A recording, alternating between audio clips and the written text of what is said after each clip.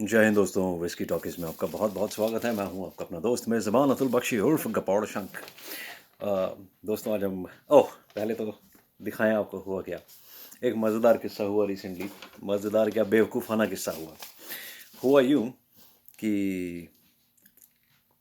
मैं घर में गार्लिक छील रहा था। गार्लिक छीलते छीलते मैं मक्खियाँ मुझे तंग कर रही थी। घर में कुछ मक्खियाँ आ गई थी, तो मक्खियाँ मुझे तंग कर रही थी। मैं मक्खियाँ मारने बैठ गया, भूल गया कि एक हाथ में छुरा पकड़ा हुआ है और दूसरे हाथ में मैं मैगजीन रोल करके मक्खियाँ मार रहा था। और पूरे फुल स्विंग से मैंने हाथ घुमाया एक मक्खी के ऊपर और boom, I stabbed myself right here.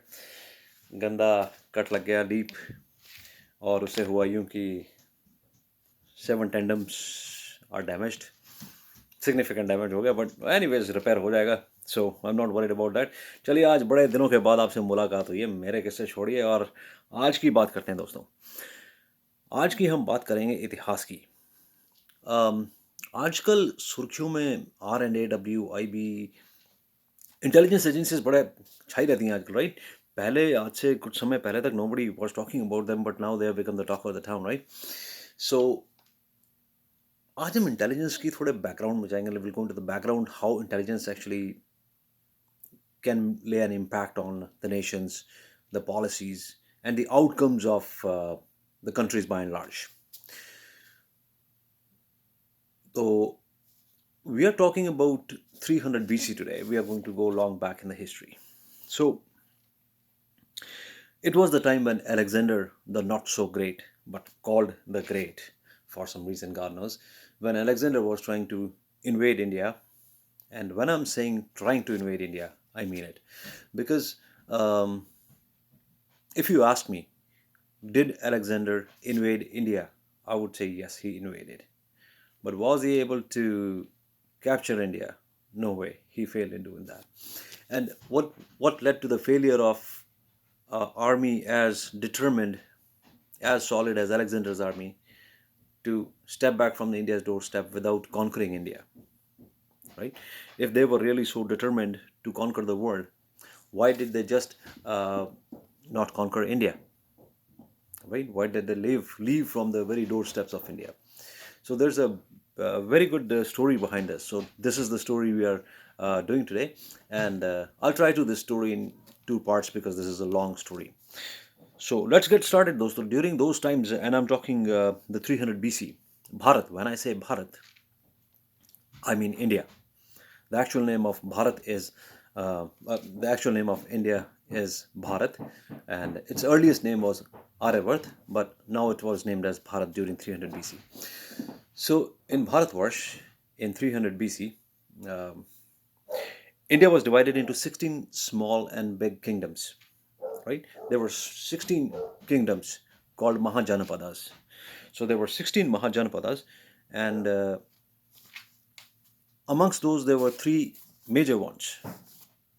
One was the Sindh, right? Sindh, which was ruled by Porus, and then there was Gandhar, which was Takshashila, which was ruled by Ambi, and there was another one. The biggest one was Magad. Magad was ruled by Dhananand. So now look at the scenario. Uh, on this part, where currently is the northern provinces of Pakistan, was Ambi. Beneath Ambi, where Sindh is, was Sindh. Then also it was known as Sindh. And right where border of Punjab, current Punjab, and Rajasthan, that area lies, was Magad. Magad was one of the strongest kingdoms.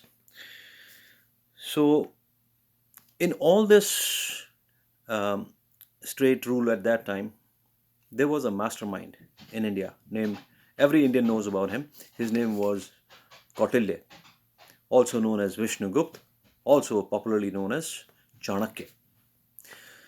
Chanakya was a teacher in Takshashila University, in Taxila University as it is known in English, in the Takshashila region, in Takshashila I'll call it because the actual name is Takshashila, in Takshashila region. So, and he wanted to save the nation from any external invasion. Alexander, of course, was a Greek ruler. He was invading from the outside. He says these Mahajanpadas are colliding amongst themselves. That's fine, right? It's internal collision. It won't lead to major damage. But if an external force comes in, then the damage will be massive. And he wanted to prevent this damage from happening. And he also knew very well that merging all the Janpadas together, or making all the 16 Janpadas into one force, was not feasible, because they were ruled by people of different intellect levels and different mindsets. So सबको इकट्ठा करना लगभग नामुमकिन था उस वक्त. And alone they could not fight an army like Alexander. So if Alexander is invading India, he is 100% conquering, because the Janpadas are scattered. So Kautilya was determined, but he was very determined that he is going to do something about this and evade this external invasion from Alexander. So the ruler of Takshashila, Ambi was a man of vices, and he was a very coward king, very coward king, capable of nothing. So approaching Ambi and requesting him to join hands with other Janpadas to fight Alexander was not even feasible attempt, because it was useless, because he was a coward. And Chanakye knew that as soon as Alexander invades, Ambi will be the first person to give up. Okay. So he went to the biggest kingdom. He went to Magad, and he spoke with Dhananand, the ruler of Magad at that time, that so and so an invasion is happening, and it's very important that we get together as one force and fight this external invasion and sort out the differences of our homeland later. So Dhananand actually insulted Chanakya in the front of the entire court. He held him from his shikha. And Pandits usually wear a shikha. He held it from his shikha and threw him out of the court. In all this process, his shikha opened. And then Vishnugupta, or Chanakya, took an oath. He said, I'm not going to tie my hair until I take the revenge and change the ruler of Magad and make India into one force. So he took this oath. So now there's one man, one Indian behind the entire Alexander's army. Determined, but very determined. So how things happen now? Now comes the part of spying. So since he was already kicked out by Dhananand, and Dhananand told him that he's not going to help.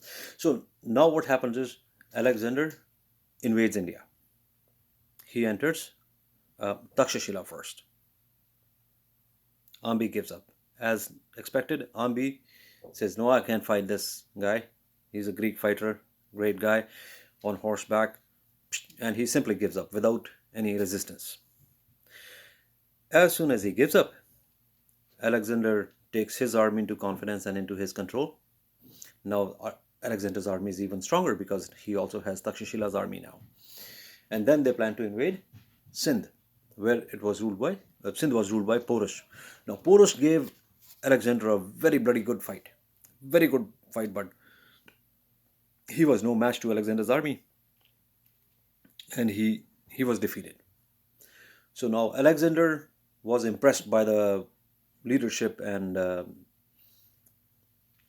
strategizing of Porus. He said, this guy is having something in him. I don't want him killed. Bring him in my court. So now Porus was brought in front of Alexander. And Alexander told Porus, he said, you are defeated king, right? You know I'm going to kill you now. So either you accept my rule, work under me, be my slave, or get killed. Porus wasn't scared of death. He said, just kill me, man. I'm not going to give up. Kill me. Alexander was even more impressed. He said, he's in my captivity right now. He knows he's going to die. There is no escape for him. And still he's not scared of that. This guy is a warrior. He said, you know what? I appreciate you. I'll let you rule the kingdom, but let's join hand. And in the meantime, Alexander's wife made Porus her brother, her god brother. Now, Alexander and Porus become brothers-in-law because Alexander's wife is Porus's sister now. So they become relatives and they say, okay, we'll fight as relatives now. Now the next target is Magad. But before Alexander could enter Magad, here comes Chanakya's mastermind. Uh, One of the main disciples of Chanakya was Chandragupta. So Alexander sent Chandragupta into the enemy camp disguised as a Greek warrior, as a Greek army man. And he had many other spies too, but nobody knew who's a spy and who's not a spy. There were many spies working at the same time in the enemy camp, in the camp of Alexander, sent by one guy named Chanakye, but nobody knew who's a spy there. They were so well trained. They enter enemy's camp, and there they start their plot. So their first plot was spreading a rumor, because they knew if a rumor is spread, it is going to catch up like wildfire. और इसीलिए बोलते हैं दोस्तों कि always try to keep away from rumors, because when rumors spread, things go haywire. And this is what happened in the Alexander's camp right now. So they spread a rumor that they had to cross the river Sindh. They said if you cross this river to enter Magad, right, this is a sacred river. And as soon as you cross the river, your doom will start, because that is a sacred land. India is like main Magad, what they called India, was a sacred land. They say if you enter that sacred land, bad omen will fall on you. So आपके साथ अनर्थ ही अनर्थ होगा, तो आप उस के पार न जाए. तो okay, लोगों में पहले ही डर बैठ गया. The army was kind of scared. The Alexandrian army was kind of scared because of this rumor that maybe something is going to happen.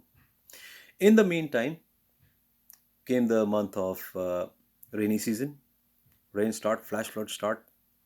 So their approach also becomes even more difficult now because the flash floods. Say, okay, this is because of the bad omen. We are crossing the river now, and that's why it's happening. Okay, this was not enough.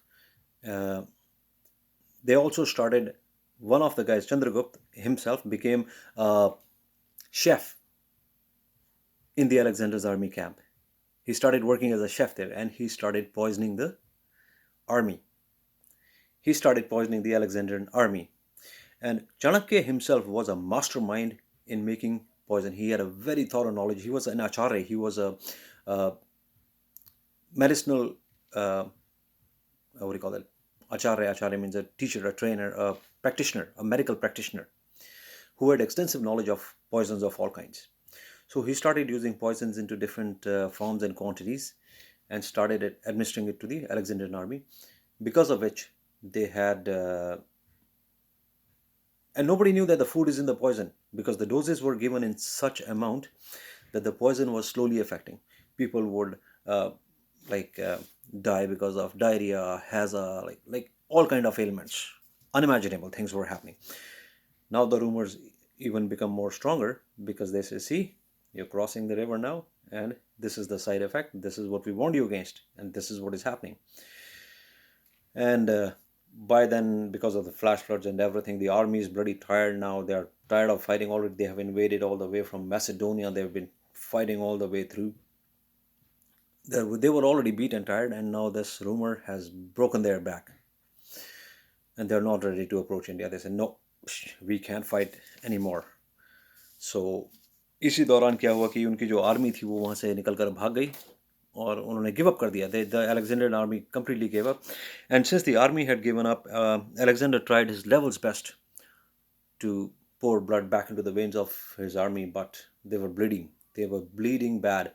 So they said, no, we can't fight India anymore. We're going back. So in the end, Alexander also decided to turn around, and he started back to Macedonia. And while he was on his way to Macedonia, something strange happened. Alexander all of a sudden had a stomachache. So did his horse. Alexander and his horse both had a stomachache. And the stomachache became so acute. Now it was already 2 years were gone by, right?